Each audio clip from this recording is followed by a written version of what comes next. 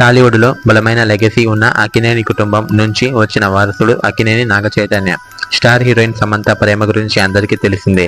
ఏ మాయ చేశావే సినిమాలో తొలిసారి కలిసి నటించిన ఈ జంట ఆ తర్వాత ప్రేమలో పడ్డారు.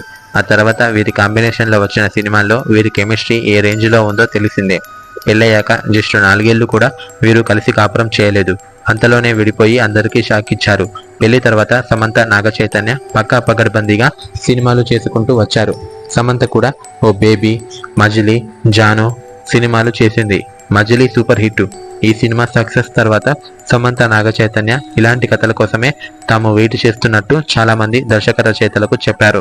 మజిలీ లాంటి కథ తీసుకువచ్చి అది మాకు నచ్చితే ఇద్దరూ కలిసి 6 నుంచి 7 కోట్ల రెమ్యునరేషన్తో సినిమా కమిట్ అవ్వాలని ప్లాన్ చేసుకున్నారు. ఈ క్రమంలోనే తమిళంలో త్రిష, విజయ్ సేతుపతి కలిసి నటించిన సూపర్ హిట్ సినిమా 96. ఈ సినిమా తెలుగు రైట్స్ దిల్ రాజు సొంతం చేసుకున్నాడు. ఈ సినిమా ఫేడ్ అవుట్ అయ్యిందనుకున్న త్రిషకు మంచి కంబ్యాక్ మూవీగా నిలిచింది. వెంటనే దిల్ రాజు ఈ సినిమాను తెలుగులో నాగచైతన్య సమంత కాంబోలో తీస్తే ఖచ్చితంగా హిట్ అవుతుందనుకుని ఇద్దరికీ కథ చెప్పాడు. అయితే నాగచైతన్యకు కథ నచ్చలేదు. తాను చేయనన్నాడు.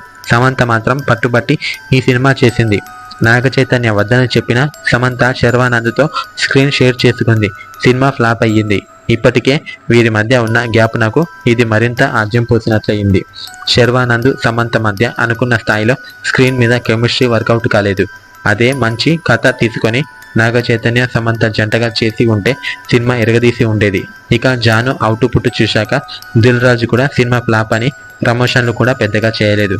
Cinema disaster. సమంత క్రేజ్ ఒక్కసారిగా డమాల్ అంది. పైగా శర్వానంద్తో చేయటం ఆమెకు మైనస్ అయ్యింది.